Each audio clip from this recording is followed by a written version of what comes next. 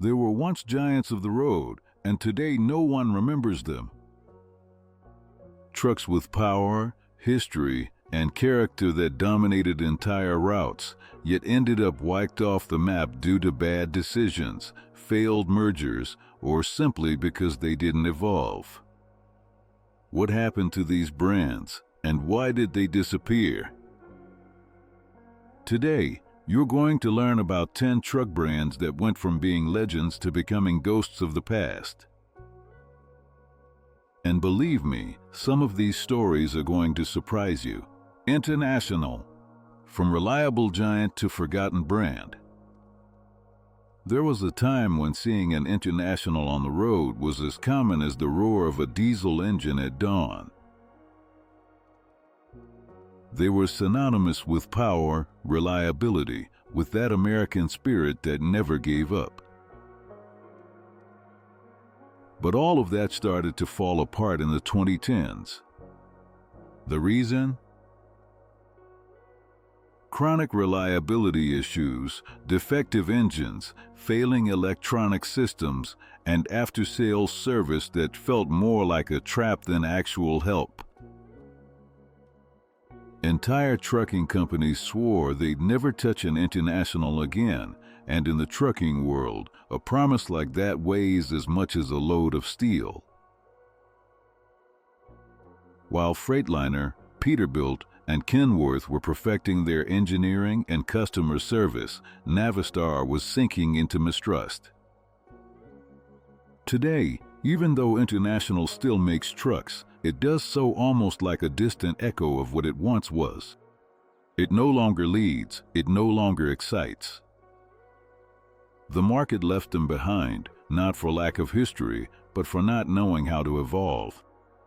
And on the road, if you don't move forward, you get stranded. Sterling Trucks, Daimler's forgotten child. Sterling Trucks was born with pedigree. It was part of the Daimler Empire, a promise of German quality with American muscle. In the 90s and early 2000s, Sterling Trucks were a reliable bet, especially for municipal and construction fleets. They were tough, simple, and dependable. But that wasn't enough. In 2009, Daimler made a decision that changed everything. Sterling would be discontinued. Why? Because it wasn't profitable. In a market as competitive as North America, where Freightliner, also owned by Daimler, ruled without challenge, keeping Sterling was like feeding a weak little brother while the older one won every fight.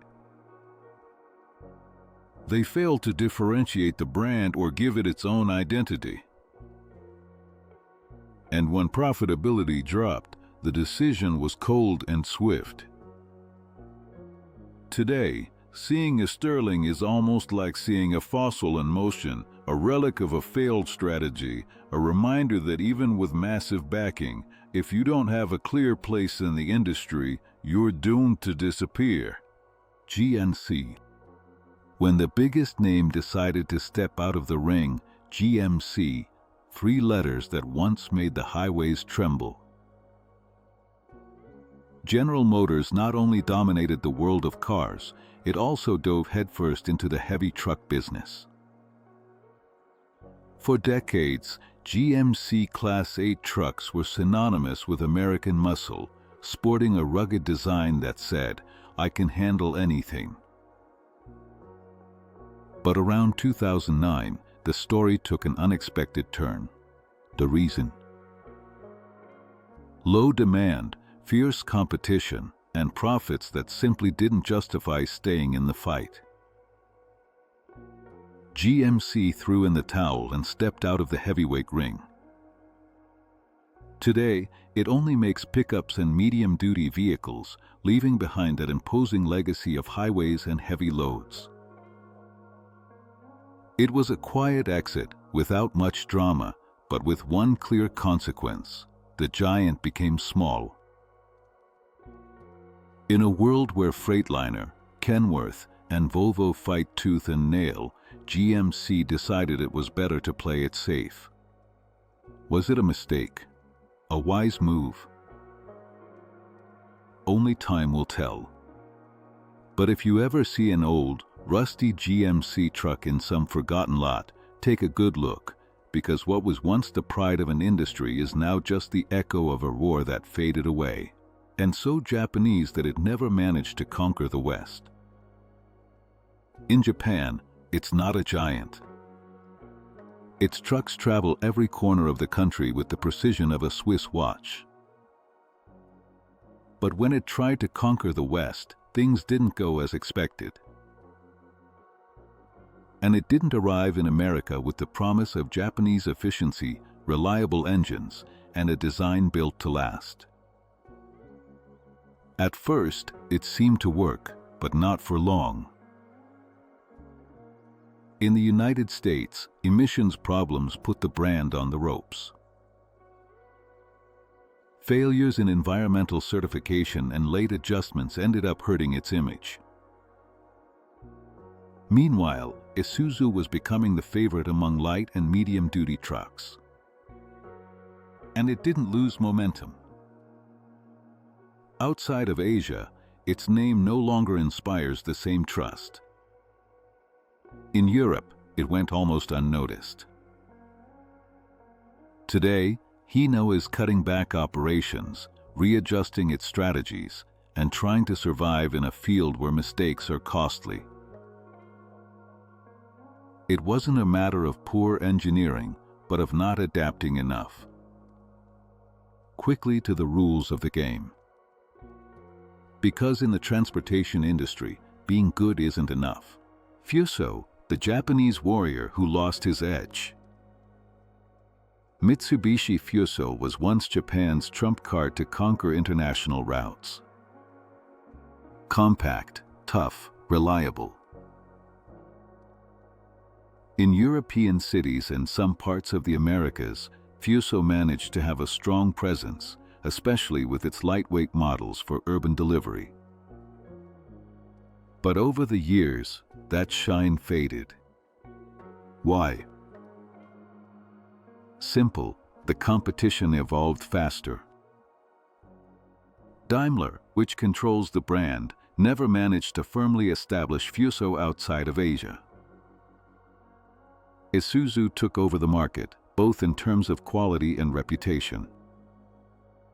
In Europe and the Americas, Fuso was outperformed by brands that offered more power, better after-sales service, and a more established network. Sales dropped, their presence faded, and today Daimler has started to withdraw the brand from some markets, focusing instead on more specific niches. Fuso still exists, yes, but no longer with that former global ambition. It's like an old samurai who still wields his sword, but knows that his days of glory are behind him. And on modern streets, where every second counts and every liter of diesel matters, Fuso stopped being the chosen one, the fiery heart that extinguished its own name. Magirus was once the pride of Germany. Heavy trucks with flawless engineering, built to last, with a distinctive design that spoke of power and precision. This historic brand didn't just move goods, it moved industry, dreams, and entire cities. But everything changed with the arrival of Iveco. Magirus was absorbed, integrated, and slowly phased out. Its name was gradually pushed aside until it disappeared from truck catalogs. Today, Magirus survives, but only as a specialized division for firefighting vehicles. Valuable, yes, but far from the glory of building trucks that once ruled the European highways. Its identity was lost in the merger, in the consolidation strategy. What was once unique became generic. In the world of trucks, where tradition weighs as much as steel, Magirus fell victim to modernity. There are no new models with that name anymore, nor a future in commercial transport. But the old Magirus trucks still live on in the memories of drivers who knew what it was like to carry fire in the engine.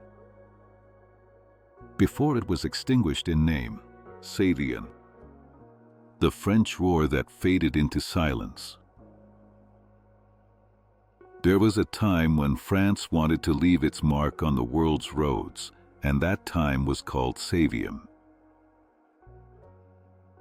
Born in the 1950s as part of a national effort to strengthen the automotive industry, Saviem became synonymous with French innovation, with trucks that conquered routes from Paris to Algiers. Practical, sturdy, with a recognizable design, Saviem trucks were the pride of French transportation, but time spares no one. In the 70s, market pressures and the need for efficiency led to a merger with Berliet and later to being absorbed by Renault Trucks. It was the end of the Saviem name, though not of its legacy. Their models lived on under the diamond emblem, and their designs blended into Renault's catalogs. Today, Saviem no longer exists as a brand and few young people would recognize its logo, but those who drove one know that inside the cab there was more than just an engine.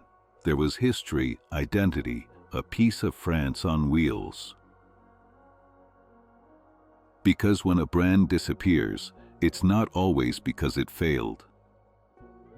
Sometimes, it's simply because it gets swallowed up by something bigger. The British lion, which couldn't roar into the future. For almost the entire 20th century, Bedford was the British face of transportation. It was the truck you'd see at every port, on every farm, in every city across the UK and the Commonwealth. Strong, reliable, with that English restraint that commanded respect. It belonged to General Motors and for decades was their logistics arm in Europe. But in the 1980s and 90s, everything changed. Meanwhile, other brands were innovating with electronics, aerodynamics, and fuel efficiency. Bedford fell behind. The competition, Volvo, Mercedes, Scania. QM. They tried to save the division, but it was already too late. In the 90s, Bedford disappeared, leaving behind shuttered factories and mechanics with broken hearts. Today, all that remains is the memory of a time when Britishness had a strong influence on the asphalt. Some of those trucks still roll on, like steel ghosts, carrying the flag of what was once an industrial powerhouse. Bedford didn't fall because it was bad. And in this industry, standing still means falling behind. Tatra, the Czech genius who chose the solitude of the extreme. Talking about Tatra is talking about engineering with a purpose. This Czech brand wasn't created to compete on the highway, but to dominate where others couldn't reach.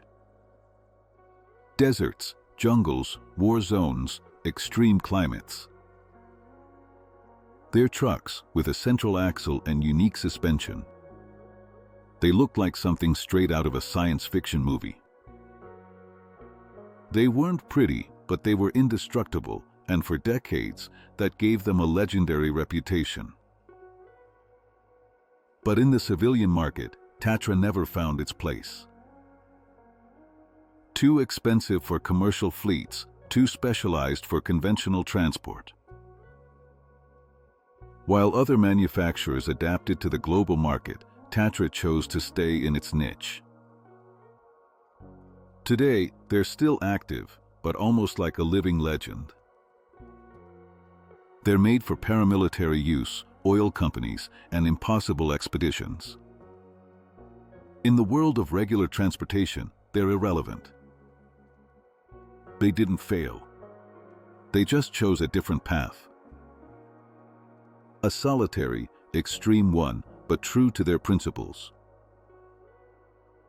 Seeing a Tatra is like seeing a tank disguised as a truck. And even if you don't see them in the city anymore, wherever the road turns into an obstacle, it's very likely that a Tatra is making its way through.